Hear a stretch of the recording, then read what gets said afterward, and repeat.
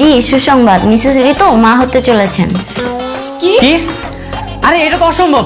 না না না, এইটা আমি মানি না। আমার হাতে রিপোর্ট, আপনি মানা না মানার কে? আরে আমি তোর হাজবেন্ড। কি রে, তোর কি কাণ্ড জ্ঞান বলতে কিছু নেই? ডাক্তারের সামনে তুই এগুলো কি বলছিস? চাচি বিশ্বাস করো, আমি কিচ্ছু করি নাই। প্লিজ আপনারা থামেন, ব্যাপারটা বাসায় গিয়ে আলোচনা করেন। আমার পরবর্তী পেশেন্ট আসবে, যান।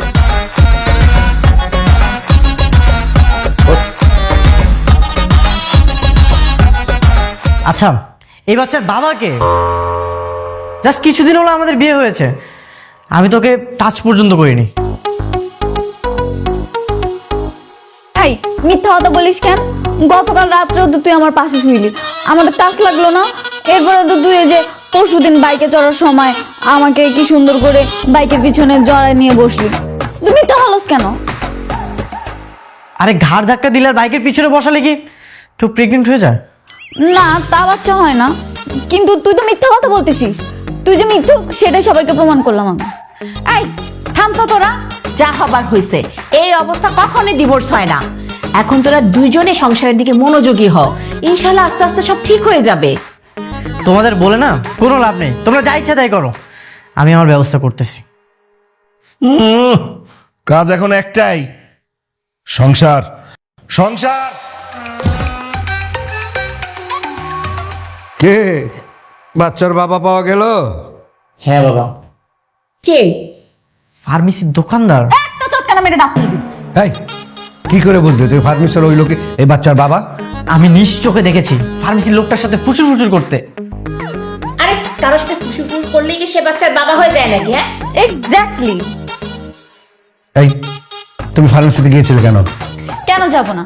আমি শিওর ছিলাম ও নিশ্চয়ই আমাকে কোনো মেডিসিন খাইয়েছে, যার কারণে আমি প্রেগনেন্ট হয়ে গিয়েছি। সেই জন্যই তো গিয়েছিলাম ফার্মেসিতে, কেন আমি প্রেগনেন্ট হলাম সেটা জানার জন্য। মেডিসিন খেলে কি কেউ প্রেগনেন্ট হয়ে যায়? হয় না? আরে এক গাধা বিয়ে করছে আরেক গাধাকে, এখন আমরা যত বিপদের মধ্যে পড়ছি।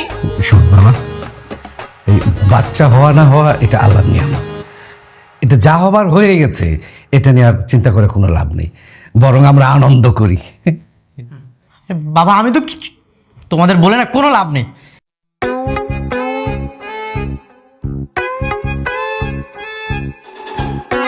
কি জ্বালা হয়েছে বলো তো?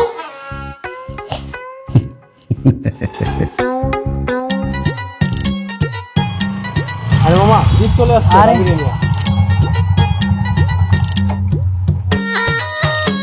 কিরে কি অবস্থা?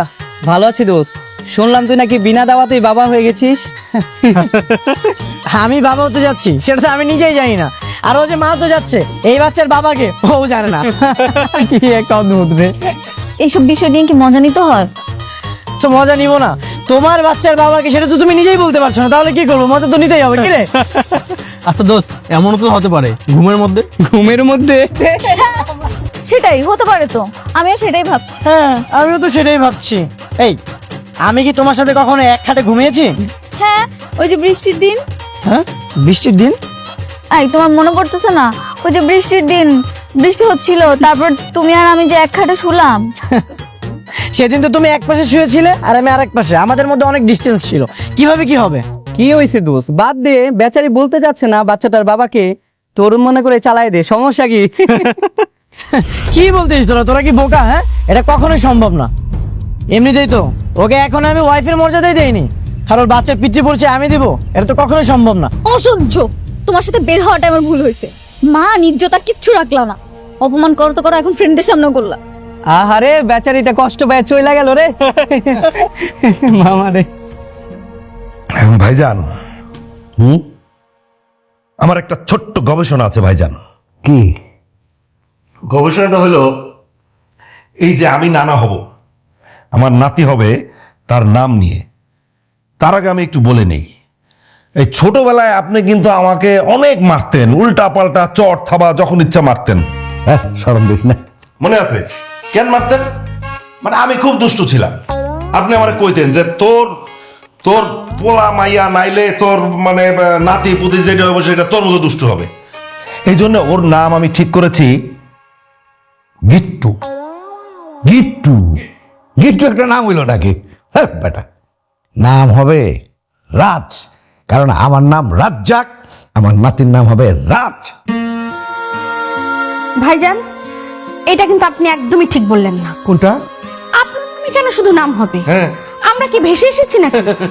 আমার নাতনি হলে নাম হবে রিনু, আর যদি নাতি হয় তাহলে নাম হবে রোহান। আরে না না, আমাদের প্রথম নাতি, অনেক আদরের নাতি।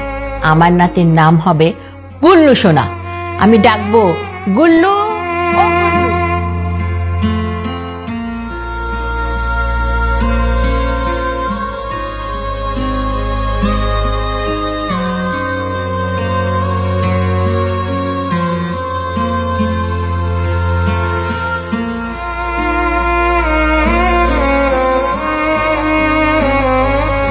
রহিম ভাই।